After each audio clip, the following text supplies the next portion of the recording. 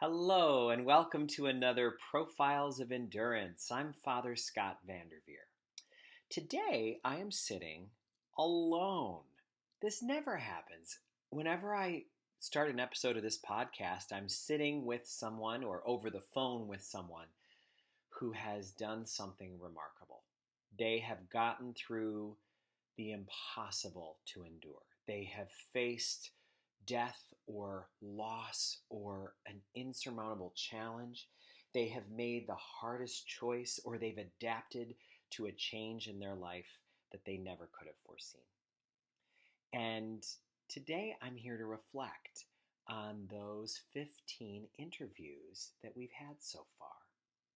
15 different conversations about how to live this confusing, challenging, frustrating, glorious life that God has given us. And I thought that it would be wise, before we go on to any future episodes, to pause and consider where we have been. I recently heard an author on the topic of grief talk about the stages of loss. His name is David Kessler, and he is an author who worked with Elizabeth Kubler-Ross, the founder of the modern hospice ideology. She didn't start hospice, but she's the one who realized that we weren't refusing to allow people to acknowledge when they were dying. We just tried to keep curing them of their illness right till the very end. And she's the one who talked about there being different aspects to someone's loss, what's been turned into the stages of loss. And many people say that it's not fair to call them stages because they don't happen all in a perfect order. They don't happen according to a schedule. There's no way that people can know what to expect next. But it is important perhaps for us to acknowledge that there are very common experiences that people who go through challenges face. And in the classic formulation, it is first denial, then anger, then bargaining, then depression, and then finally acceptance. So when you go through something hard, it's very natural. Let's take death as an example. When you first hear, I have terrible news, there was a car accident and this person has died. You say, no way, that's impossible. I was just talking to him yesterday. That's impossible, he could be dead. Are you sure? Are you sure it was him? Are you sure it was a fatal accident? Are you sure he's not just in a coma? All of those things are immediate thoughts that many of us have. Another thing that we go through is anger. Why him? He was just getting his life back on track. He was just figuring things out. He was just able to find his way. This was finally where he was figuring out the path forward. And now this. Or something different like, there are so many jerks in the world and this was a really good person. Why do the good die young? Then there's bargaining. Lord, make this not be true. Just make this not be true. If you bring them back, if you make this just a dream, then I will go to church every day for the rest of my life. I will give you my life. I will do whatever you want. Bargaining can take other forms too, trying to imagine, well, I'll just pretend that he's on vacation. I'm not going to have to face this death. I'm going to pretend that he's somewhere else or that we broke up or whatever. Then comes depression. That one doesn't need much explanation, especially if it's involving a loss. Nobody needs to be explained why you get depressed. But then there's the stage of acceptance, which is when, although your grief may not have gotten any smaller, you expand to be able to carry it. The fact that you're able to carry it doesn't mean it's necessarily easy. But acceptance means it's not as hard as it once was, in the sense that you're no longer struggling against it. You're no longer thinking that if you resent it enough, you can stop it from being true. But this author said that there is another stage of loss, and that is finding the meaning. After you've reached some form of, okay, this happened. That's what acceptance essentially says is, I acknowledge that this happened. It is real. This did happen. This is what is going on. When you get to that point, you have a chance to then think about what this could mean. What it could mean in the big picture. Why did this happen? If you're a believer in God, why did God allow this? Or, if not, that you can understand why God would allow it or plan it. At least, here's how I can see this benefiting my life. Here's how I know that I will be different and better because of it. Some people would even say at some point, here's why I wouldn't change this even if I could. Here's why I choose to accept that this happened, because I know that the meaning is worthwhile. I remember one author also saying, the priest Ronald Rolheiser, who's a wonderful author, he said that for the Christian, the most important question in life is not, am I happy? Happiness is not the bottom line in a Christian's life. He said, definitely we want to experience joy. Followers of Jesus, believers in God should experience joy. But what he says is the ultimate question in life is not, am I happy? Jesus on the cross did not ask himself, am I happy? Because the answer would have been no on Good Friday. Absolutely not. Happy? He says, though, that Good Friday was the most beautiful day in the history of the world in what it meant for how much God loves us, in how it expressed total self-giving, holding nothing back, refusing to return violence for violence, forgiving people as they commit the crime against you. He says the most important question in the life of a Christian is not, am I happy? It's, is my life meaningful? Not, am I happy? But is my life meaningful? I find that so moving and impressive. So, I think one of the things that I've noticed about these 15 conversations that have been posted is every single one of these people has been willing to wrestle with the meaning of the experience that they had. For many of them, the experiences they had were excruciating, terribly painful, life-changing, agonizing, awful, just plain awful. But they were able to find, I now have more empathy for others because of this. I'm a wiser person. I'm a kinder person. I don't turn away from other people's suffering. I move toward, because I know the depth of sorrow that someone who is suffering experiences. I know the desire that people who are suffering have to connect with someone who cares. So I think it would be interesting for us to take a look at some of the themes that have come up and some of the golden moments in these interviews. Now, I do not have a producer or a staff for doing these. As you can imagine, you probably can picture what this looks like. This is a very organic, homegrown grassroots podcast.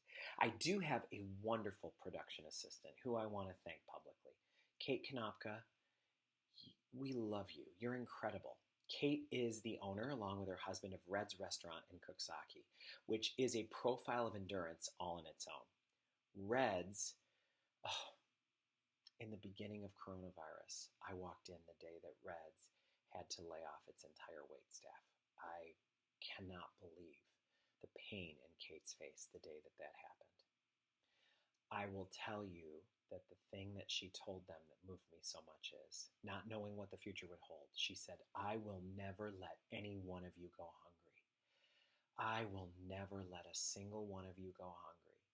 You can always eat. with us. You will always have a place at the table here.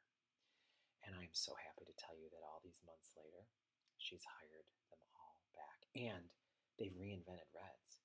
The takeout offerings that they have now are incredible. They've been able to reopen their dining room at reduced capacity, and they built a whole pavilion outside where they can serve people in this beautiful outdoor environment with seagrass blowing. It's just wonderful. I'll see if maybe she and Joe would like to talk about how they endured through that, because it really was remarkable. Everyone in town is talking about how Reds and some other restaurants here have just figured it out with incredible ingenuity and class and integrity. Well, Kate is a production assistant for this. She's actually the one who said, Father, I want to help you out with this. And so she downloaded Podbean. She's the one who got this put on Apple Podcasts and on Spotify. She's the one who uploads it every week. And so, Kate, I am so grateful to you. I'm so grateful to you, and I thank you. And all of our listeners, thank you for making this possible. I have to say that if Kate weren't a full-time restaurateur and a mom who's about to send her son off to college, her only child off to college at Susquehanna University, and he's somebody that we just think the world of and love with our whole heart. He's a great, great, great kid. Thank you, Zachary, for enriching our lives with your life. But if she weren't that busy, then she probably would figure out how to help get clips of all of these conversations into a retrospective. She would probably work with me to find a clip of Mary Jane Persico saying this, and Alan King saying that, and Father Dave Noon saying this. I bet I can picture her working on a project like that. And if we had a production person here, if there was a producer that worked on this, if we had a studio, I'm sure that would happen. But I think instead I'd like to just savor these moments with you by recounting them for you. All of these clips are available to be heard if you go back to the conversation. So if I say something about a conversation that you never got to hear about, I would encourage you to go hunt that out, because there's a reason why that spoke to you. There's something going on in your soul that would be fed by going back to that. So I'm really very aware of the power hidden in some of these interviews, and I just want to encourage you to go find them. And you know what? Maybe someday we will have the time, or we'll have a volunteer who would like to take clips of these conversations and turn them into an incredible mosaic of wisdom. But for now, I'd like to talk to you about moments out of these 15 conversations that really touched me. So I'd like to talk about how some people were given something in their life to carry, and other people had something taken from them. Some people were put with a choice that made their lives at a crossroads, put them in the fork of the road of life that is so hard to figure out. Some of them had an experience that changed their life forever. Others of them had to walk with a condition or a circumstance in their life that they could not escape. And I think all of these groups of people have something powerful for us. Let's start by talking about the group that had someone taken from them and had to figure out how to move forward after someone had been taken or something had been taken. I'm thinking about Caroline Lewis, the 24-year-old Peace Corps volunteer in Ukraine, who talked to us about what it felt like in mid-March to be ripped out of her assignment right in the middle of it with 12 hours of notice on a weekend day, so that she couldn't even say goodbye to the students at the school where she was a full-time volunteer and teacher. She couldn't finish the renovation job that she had begun, where she tore apart a classroom and then left it in ruins and intended to finish the renovation. When she left, the U.S. grant money left too, and so there it was, left behind. She talked about how on the flight home, some of the Peace Corps volunteers rang a ceremonial bell to represent the end of their time in Peace Corps. And she couldn't bring herself to do it because she was supposed to be there for what was going to be another at least 6 months, but that was going to turn into a whole nother year. She knew it. She knew it. She'd already basically made the decision. Caroline Lewis talked to us about that, and she explained that there was a paradox in her response. I asked her how she was getting through this, and what she said was, you have to be gentle with yourself. You have to allow yourself to have bad days and be depressed. You have to allow yourself to rest knowing that you've been through a trauma. She said, but you also don't give into it. You don't let that be your new identity. You don't become a sad sack or a Debbie Downer. You make plans for the future. You accept that your life is being completely reordered from what you thought it was, and you mourn that, and you rest in that, but you don't stay there. And I thought, this wisdom of the paradox of that from a 24-year-old who gave this interview from her quarantine Airbnb when she had just gotten taken back to the United States and was in the middle of just the most isolating, sad, miserable experience. Her boyfriend that she had met in the Peace Corps, who she was in a very serious relationship with, was whisked back to another part of the country and was not able to see him in all these many months. She's been dealing with that. I am happy to give you a little update on Caroline. She is currently, as this is recorded, driving cross country. She got a full scholarship to the University of Arizona as a former Peace Corps volunteer.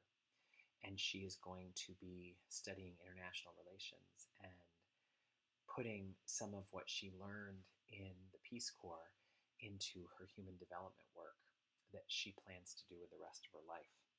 So Caroline, we're so proud of you. And thank you for being willing to talk to us during your sojourn in the pit in the Valley of Darkness. I'm thinking of Gina Donovan, a woman who spoke to us about her very, very loving relationship with her husband, Ray, and about how Ray died so suddenly. He was there one minute and gone the next, and she tried to reorder her life, but she realized that she wasn't just missing Ray. In his absence, she couldn't find God either. She couldn't sense God's presence any longer, and she talked about how sad it was. She said two things in her interview that I am thinking about now. One of them is she spoke to all of the other widows and widowers out there and said, your loss is terrible and it is unique to you, and only you know how awful and sad it is.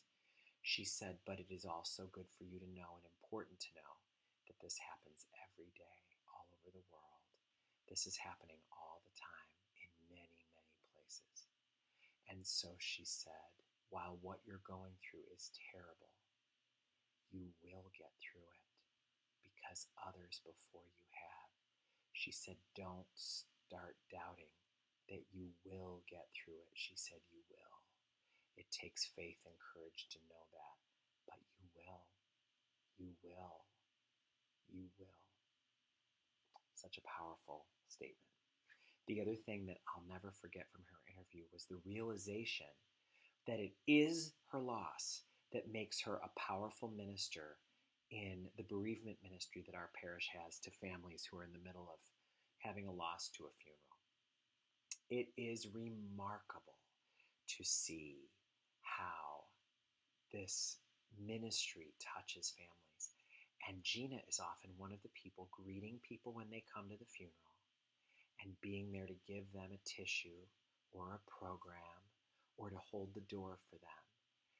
And we talked about how when people who are grieving look in her eyes without knowing anything about her story, they can somehow tell this woman knows.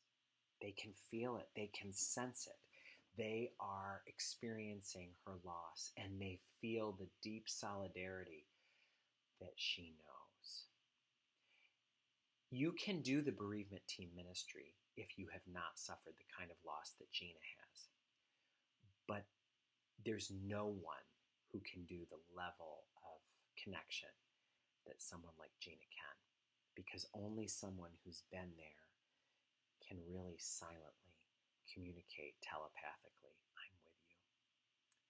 They say we can't take someone somewhere where we haven't been.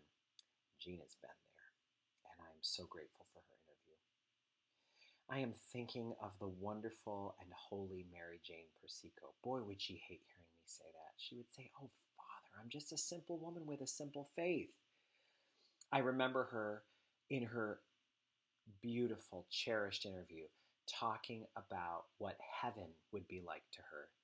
She thinks about heaven a lot because she lost a young son in his 20s back in 1997 who died when he fell asleep at the wheel coming back from the third shift at work.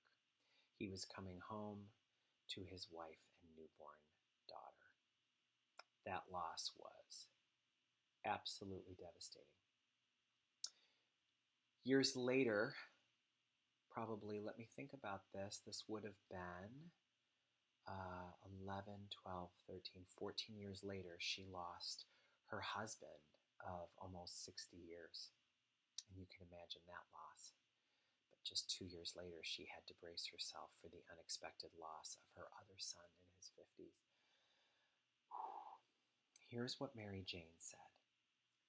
She said many amazing things. One of them was that a dear member of her family came over and just sat with her in her room while she cried, did not say a word, did not try to do anything, did not try to make it better or take anything away. She simply sat there with her. The exquisite tenderness and intimacy of that moment. I'm overwhelmed with thinking about it. The other thing she said that I have heard repeated by people over and over and over and over again is, I said, "Mary Jane, as years go by, does it get easier for you to deal with your losses?" She said, "Father, it doesn't get easier, but it gets softer." Aren't those powerful words? It doesn't get easier, it gets softer. Do you know that I've repeated that to a few people who have experienced some terrible sort of loss, reminiscent of Mary Jane's? And if they've never had that thought before, as I say it to them, they close their eyes like they're eating a piece of chocolate cake, or like they just heard a secret that changes everything. It doesn't get easier. It gets softer. Thank you, Mary Jane Persico. Those are 3 women who have experienced having something precious taken from them. I talked with 2 other people who experienced being given something unexpected, a wonderful blessing, but a blessing that came with a challenge. I talked with Lisa M., who talked with us generously about having a child at 17 years old unexpectedly, and about what it was like to experience the judgment and exclusion of her peers and adult groups in that time, and about how she wound up going from being the single mother of a child in her teens, who then wound up marrying someone and blending her son into the family that he had from his previous relationship, and then having another child with him. She talked very honestly about not realizing all that society did not allow her to experience in having a child out of wedlock as a teenager, that she only could have understood after having a child later in a marriage at a later stage of life. She said it wasn't until she had a baby the way that society accepts and endorses that she realized how much exclusion and judgment and hardship there was looking back at the way she was treated the first time. She said something really remarkable that I really appreciated. She said, if you want to say something kind or do something kind for a young mother, do not ask her, how old are you? She said the question that felt like nails on a chalkboard was, how old are you? When she would be playing with her son in a park, people enjoyed chatting with her and thought the world of her as long as they could imagine she was the nanny. But as soon as they said, how long have you been babysitting for this family? She'd say, oh no, I'm his mom. Their question was, how old are you? She even talked about her desire to not always be the teen mom that was being judged, caused her to get into a very funny and confusing predicament because she was in college and very much admired one of her professors who liked her so much. He said, would you like to babysit for me? And gave her the offer of having her babysit for his child on a certain night. On the night that she babysat for her professor's child, he had no idea that she had to find childcare for her own son. Her babysitting got in the way of her being home with her own son, a secret that she did not want to tell him because she admired him so much and knew that he liked and admired her and did not want to jeopardize that. What a powerful experience for a young person to have. She was given the blessing of a baby, but it came in a way that was harder than normal to carry. That might be a fair description of what it was like for Kathy Amodio to go to the doctor and hear, you are going to be the mother of triplets. Mother of triplets. And if you listen to that podcast episode, you know, oh my goodness, what a remarkable story. Of her 3 children, 2 of them have special needs, one with needs that are greater than the others. They are now adults in college. Her son with great special needs lives in a group home, which is a huge graduation from earlier stages of life for him. He's doing fantastically. And her 2 daughters are going to be going away to college this fall. Kathy learned how to advocate for her kids by recognizing that the only way to make sure that her triplets had what they needed, especially the ones with special needs, especially that son whose needs were so great. She said that she needed to be someone who believed with her whole heart that God would not give her more than she could handle. It was her belief that God had faith in her that caused her to rise and do whatever needed to be done at any given time. A lot of us talk about having faith in God. Kathy had to believe that God had faith in her. Oh, isn't that remarkable? Are you savoring these memories as much as I am? If you haven't heard that podcast, or Lisa's, or Caroline's, or Gina's, or Mary Jane's, I really recommend you go listen. Let's talk about those people who were faced with a choice, a fork in the road, a crossroads that they had to decide, which way am I going to go? I'm thinking of the interview with Hugh and Peggy Quigley. Hugh was a business partner with Peggy's brother, his brother-in-law, and they ran Dynabill, which was a leading producer of airplane parts, very strategic parts of airplanes. So when September 11th hit, their business got hit too big because no one in aviation was building for a long time after September 11th. Well, Hugh and Peggy talked about how the inevitable decision came that they were going to have to lay off a third of the workers of the business. And Hugh and his brother-in-law got ready to make that announcement. But something happened. Something happened first. Hugh and Peggy went to church that weekend at St. Mary's Church right here in their hometown. And when they went to church, they looked around. And on the pews on their left, they saw the faces of workers from their business, Dynabill, who would be unemployed. They looked to the right, and they saw families who were fed by the employment of someone in that family who worked for Dynabill, their business. And when they left, they said, we can't do this. It was a Sunday. The next day was the announcement of the layoffs. And they went back to the drawing board, and Hugh and his brother-in-law went back to their management team and said, come back with a plan 24 hours from now that shows what it would look like if we had no layoffs. And they said, you can't have no layoffs. You have to have layoffs. Your business won't survive. You have to have layoffs. And he said, no. I want to see what it looks like with no layoffs. They said, you can't do it. He said, anything is possible if you're willing. And so what were they willing to do? Give up their salary and ask everyone to take a cut to their salaries so that no one would have to be let go. It worked.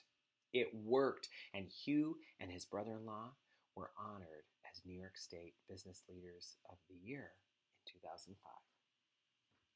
You will love this. It's such a rich conversation between one of those brothers-in-law and his wife, who had sacrificed so much for that business and had been raising the family and helping to advise her husband and her sister's husband throughout that time.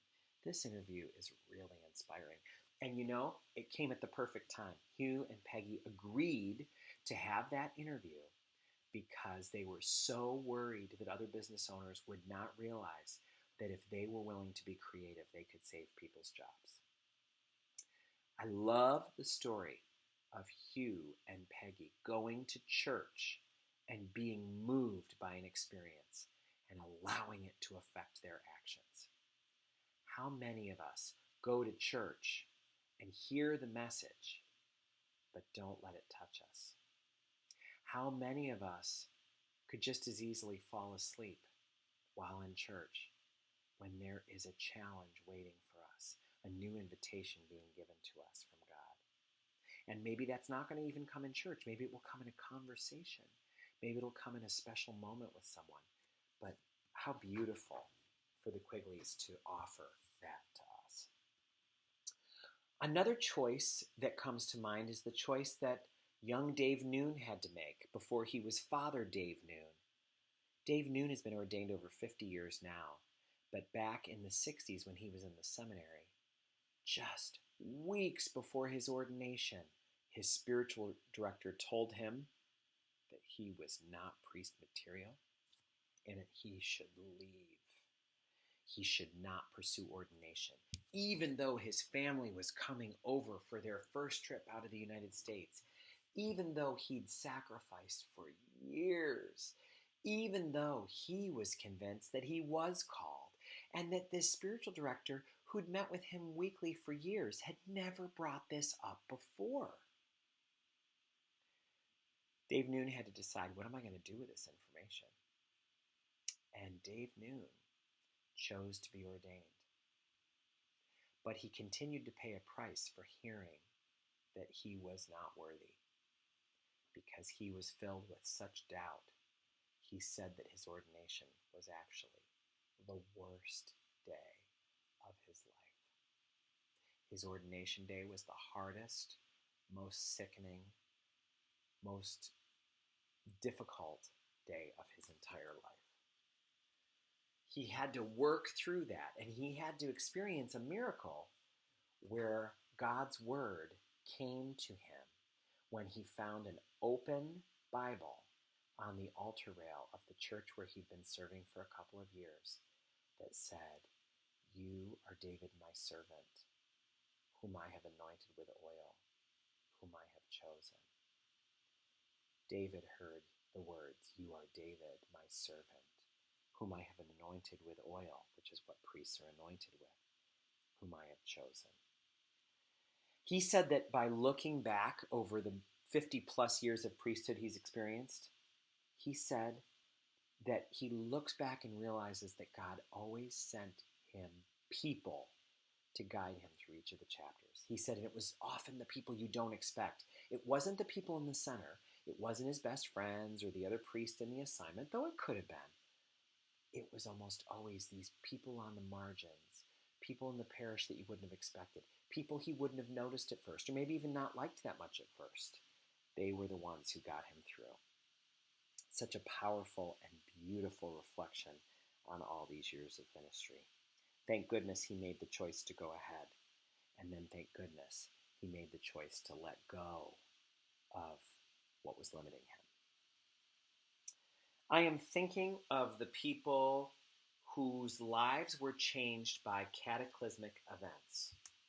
Did you hear the interview with Alan King, who was electrocuted one day while at work with enough energy to easily kill people? He had a 1 in a million chance of surviving.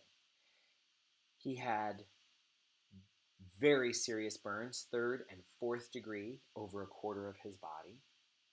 He had a broken neck. He had a broken vertebrae. He had trouble in his back. He had a ruptured spleen. He had 250 stitches worth of open wound on his head.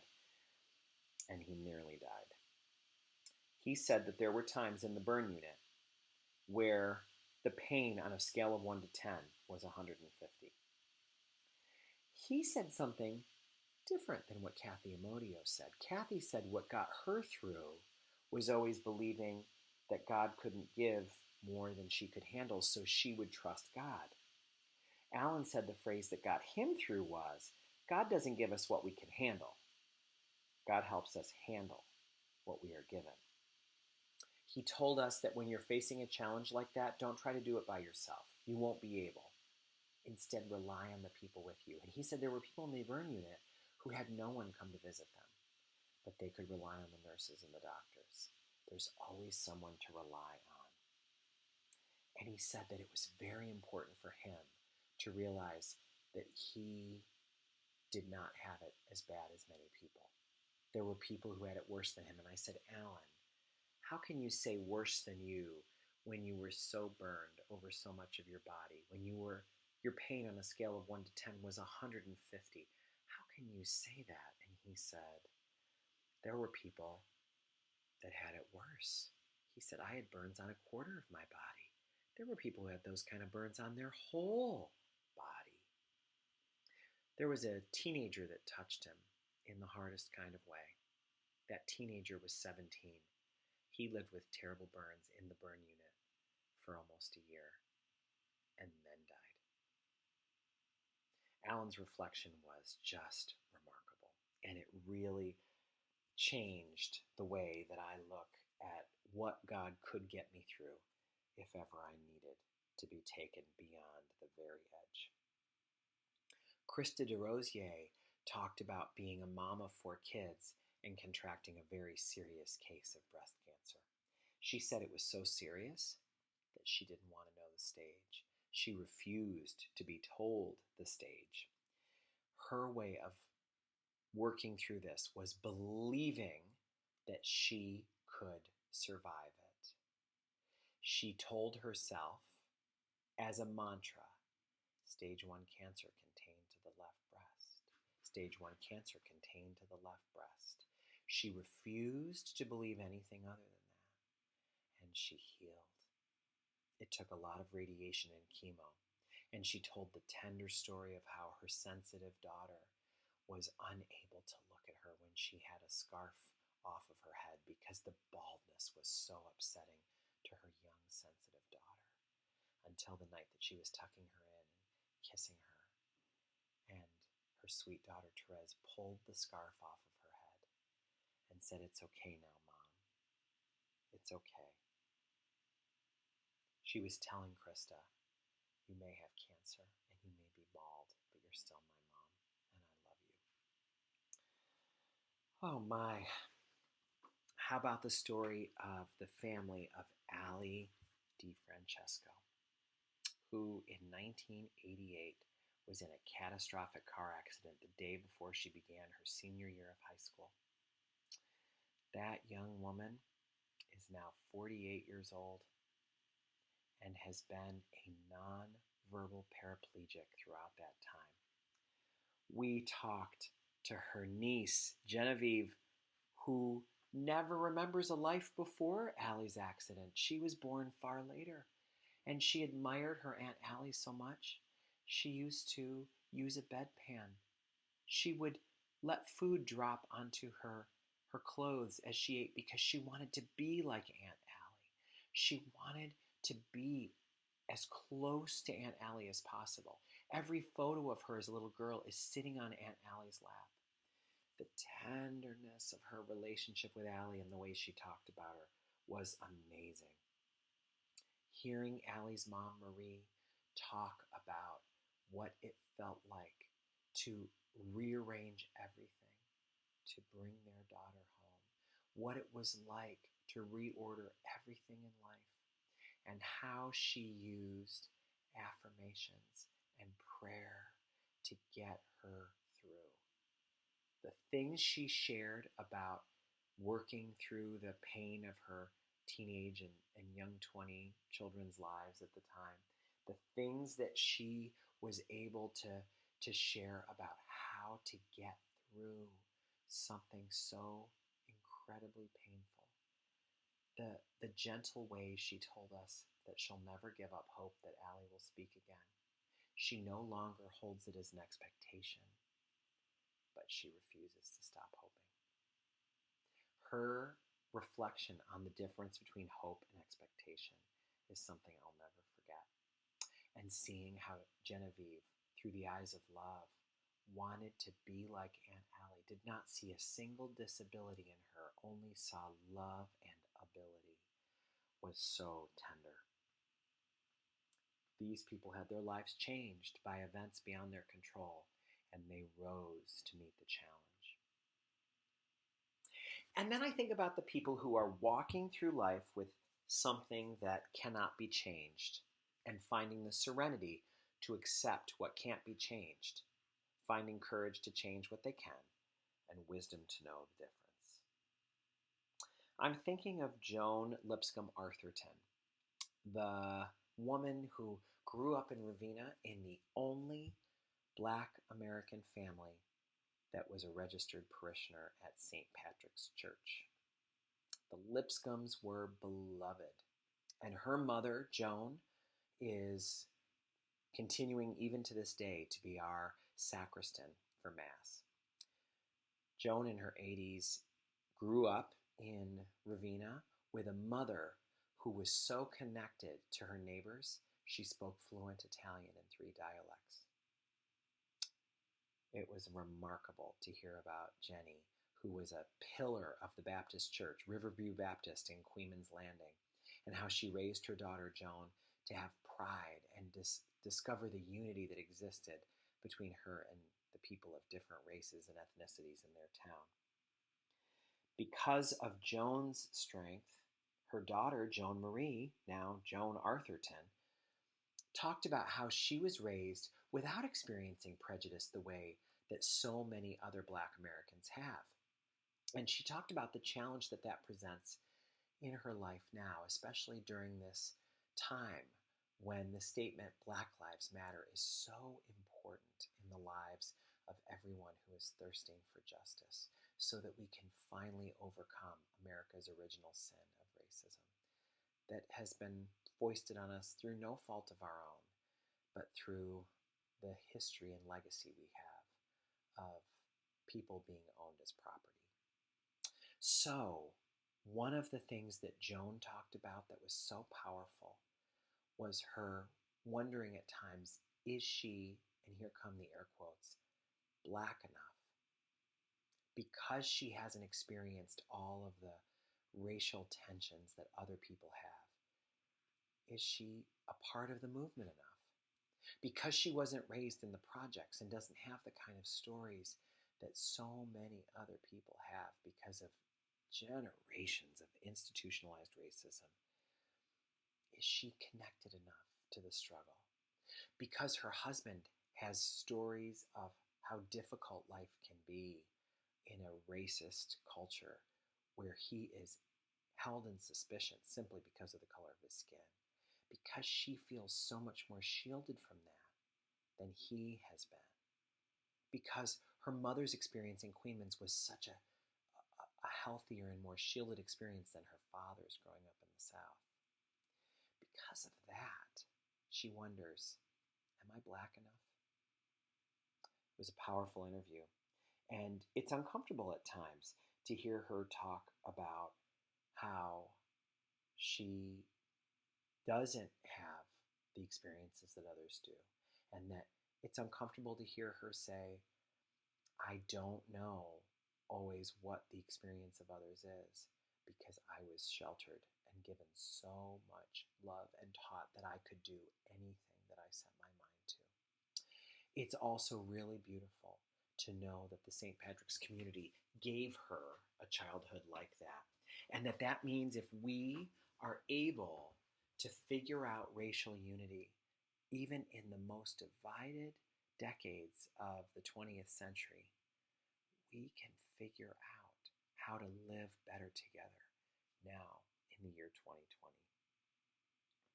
I'm thinking of Joan Spelter, the 91-year-old woman who talked about walking with anxiety.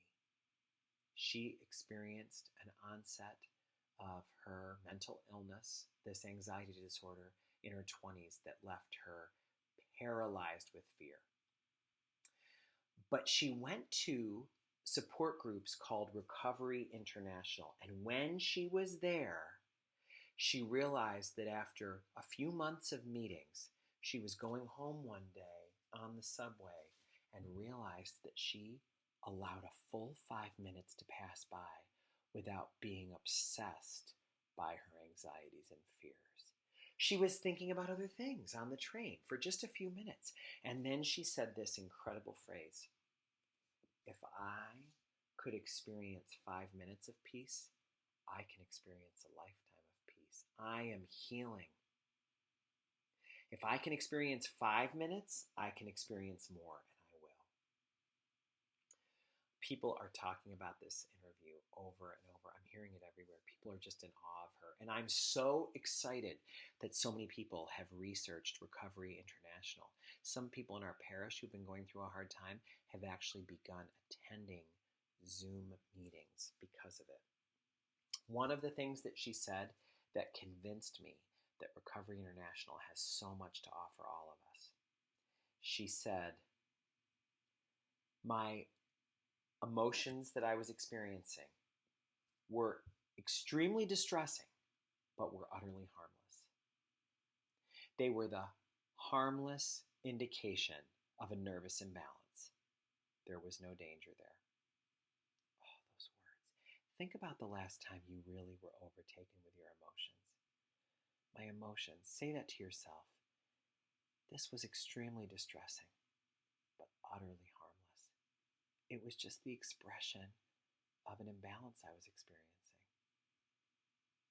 There is no danger here. Oh, such a powerful statement. And then I think of the wonderful Seth man who opened up his heart so vulnerably to us and talked about his long journey with the disease of alcoholism. The thing I will never forget from Seth's interview was him talking about rock bottom and about the humility that comes from having reached one rock bottom and then another that was lower and then another that was even lower. And what he said, I will never forget. Every rock bottom has a trap door. Every rock bottom has a trap door. There's lower you can go. Every single time that you think you've reached as low as you could go, there's actually lower you could go if you don't choose to surrender. I am so moved to hear him say that because it reminds me of the humility that is needed to never believe that any of us in recovery can think, I've got this. I've got this. I've got this under control. I used to have a problem, but now I don't. No, there's always a trap door.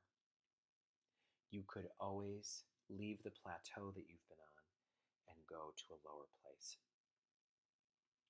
He talked about how it was finding recovery through the remarkable 12 steps that he was given a life beyond his wildest dreams, and that he spends every day in gratitude that his disease brought him to the place that he is in. Some of these folks were given something, others had something taken. Some faced an impossible choice. Others had no choice. A circumstance changed everything forever. Some of them have to walk with an experience that others don't understand. Oh my goodness. At the end of each of these interviews, I was in awe of how people shared from the deepest place in themselves. And we always end each interview with 3 questions.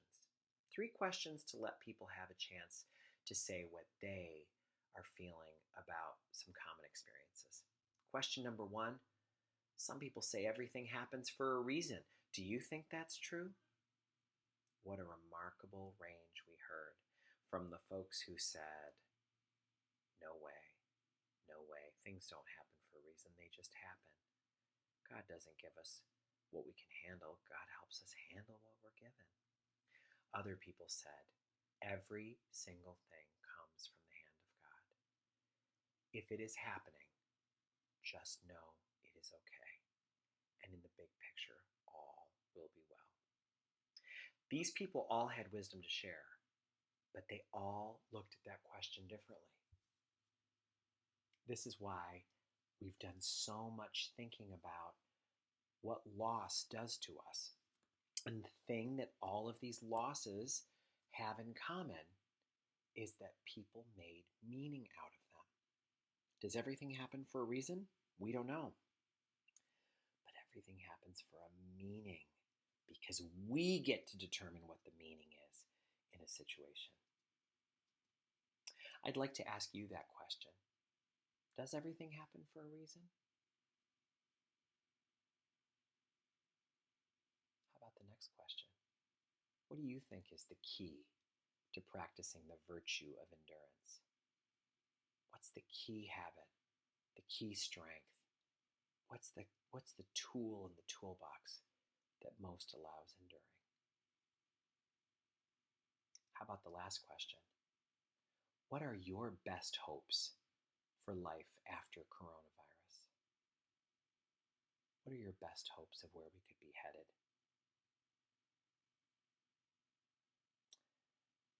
Friends, I am in awe of what I heard in this first part of this new opportunity to share the strength of parishioners. And I've got to tell you one of the things that I love the best about it.